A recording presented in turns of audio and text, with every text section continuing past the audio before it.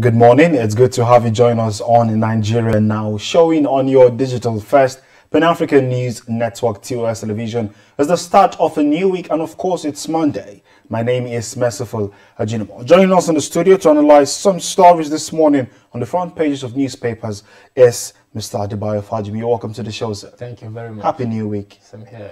Let's start from the Nation newspaper. The banner headline there is APC zoning panel submit report amid disagreement. We have a couple of others. The first, leaders split over key NWC positions, and Buhari says, we will overcome crisis.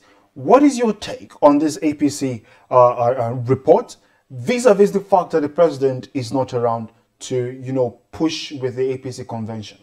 Yeah, my take is that whatever the issue is, the party will do everything possible to ensure that they manage the crisis that is rocking the party at the moment. While we are waiting for the Governor Abdul Razak committee to submit the report today, though I believe it will still generate a lot of hula baloo and all of that, but at the same time they will do everything possible. So the fact that President Muhammadu Buhari is not around does not mean that will not be submitted or things will not go as expected. So I believe they will find a way to manage the crisis. Okay, still on that paper, of course, from the very top, we see Oshun 2023, PDP balls over primaries delegate list, that's on page 8. And then 1.5 million flee Ukraine to escape Russia bombing, that was on page 38. 1,076 Nigerians back home. And then we see UBA post 153 billion naira full year profit. We can get out on page 18. And Echo Ijora Marine Bridges on the go integrity test, that was on page 8.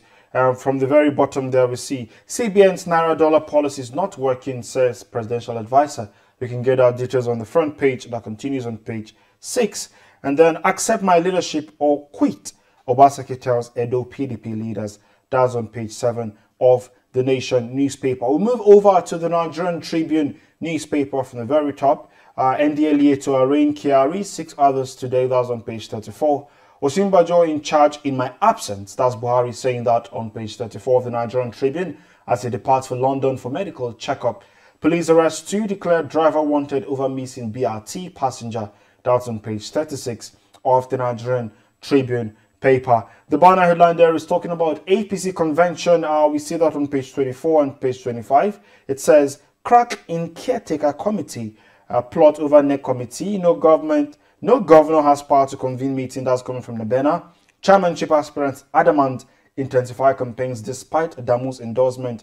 Buhari didn't endorse me, ex-Nasarawa governor says, and Musa reels out programs. And now we see a very big story right here talking about Awolowo's 113th posthumous birthday. African leaders, Nigerian governors, monarchs, scholars relive Awo's legacies. We have a couple of writers here. The first says he saved the country from death during the Civil War. That's going to be from Gowon. And of course, we have a lot of people to talk about the man, Obafemi Awolowo. We can get that on page 2. What's your take on this particular story? Looking at some people are saying this is one of the best leaders we've had in the country, and we celebrated his posthumous birthday.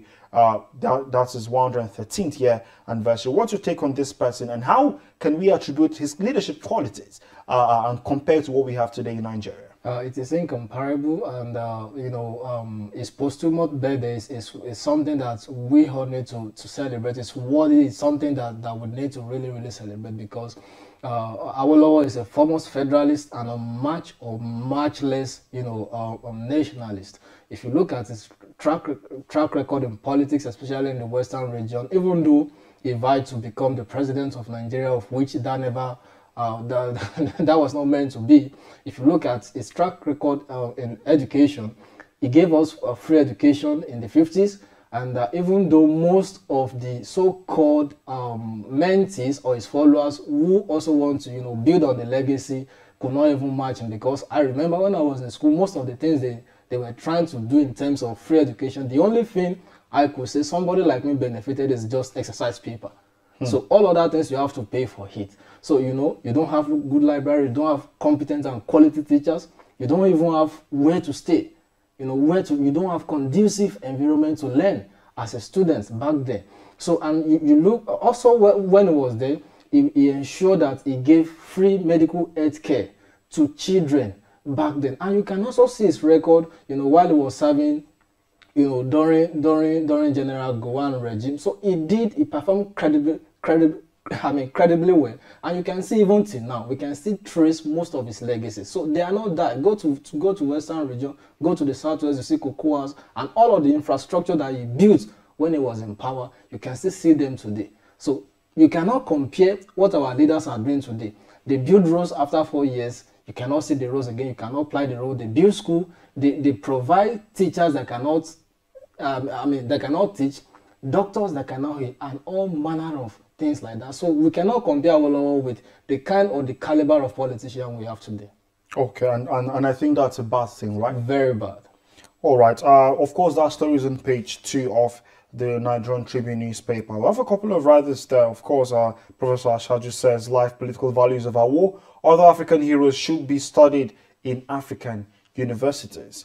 That's on the front page right there. We move over to the Guardian newspaper. New national carrier may take off second quarter as bid opens this week. The writer says, no request for AOC, ATL, yet NCAA insist. We can get all of that on the front page right there. We see unknown gunmen comb Anambra communities for weapons, others. That's on page 6. And then on page 3, PDP APC trade tackles over more destructive party to Nigerians. That's on page 3 of the Guardian newspaper. We'll move over to the Daily Sun. The banner headline there is Buhari hands over to Osinbajo, departs for medical check. Says APC will surprise critics over convention. That's on page 6 of the Daily Sun newspaper. Then we see another strong headline. They're talking about the gender bill. Women to hold nationwide protest tomorrow. That's on page 8. Group says it will be inhuman to deny women their rights. Since this gender bill, since the report and news of this bill became visible to the public, we've seen different categories of women voicing out, expressing their displeasure over what is contained in this bill. What is your take on this particular gender bill? Yeah, I think our problem in a male-dominated society like ours is that our mind is conditioned. A condition that, there is nothing a woman or women can do than to give birth and to take care of the house. Anything that has to do with leadership, they are no concern. And a research have shown us that, I think some sociologists told us that any nation, any family, any society that tend to subjugate the development of women literally is cutting down its own development. And that's why we are where we are today. So, and I think there are so many dimensions to it: the cultural mindset and the religious mindset. You have some people who believe, or most religion has taught them that women should not be allowed to take leadership position. And if you want to look at it culturally, especially from where I come from, male or men are meant to dominate, to always be in charge. But of course, this or opposite sex, these genders have their own destiny, they have capacity, they have potential, that can also help and bring something reasonable, in terms of leadership. But these are the things that that are affecting us, not to ensure, not to allow these people, to actually manifest their potential. And as long as we keep on doing this, we may never experience true development. Come to think of it, when during electionary period, they carry the largest, they are the largest constituent that come out to vote. But for them to now take leadership position at the federal level, in the federal legislative, and even the state, it becomes a problem. Why is it that we want to subjugate their potential? We want to limit them by all means, not for them to, to get to that place. It is very alarming. It is very bad. And for this protest, I think I want to support them until we get it done. They should be given equal rights. They must be treated the way they should be treated. Not all these because my religion says so. So we need to throw those mindset away. So we need development. So when we develop our women, of course, at home there is no way whether in politics, in church, wherever they find themselves, if we allow them to develop, to make their position, and of course we experience through development. Definitely, I support you on that one. Of course, that's on page 8 of the Daily Sun newspaper, and of course that's talking about International Women's Day tomorrow, March 8. Talking about first Cassidy Arewa youth urge Nigerians to join in rescue effort, and that's on the Daily Sun newspaper. On the Vanguard, the banner headline there is leaving VAT on concurrent list worrisome. That's coming from OPS. And on the Punch, World Bank projects 4 trillion naira 2022 fuel subsidy. Experts predict more loans. Of course, you can get all of these stories on these newspapers. And our website is right there for you to stay updated. That is www.tostvnetwork.com. Our social media platform is also on the screen at TOS TV Network for you to follow and stay updated. Thank you for joining us today on Nigeria Now, Mr. Adebayo. Thank you for joining us today. Thank you for having me. We see you tomorrow, same time, same place. My name is Merciful Ajinomo.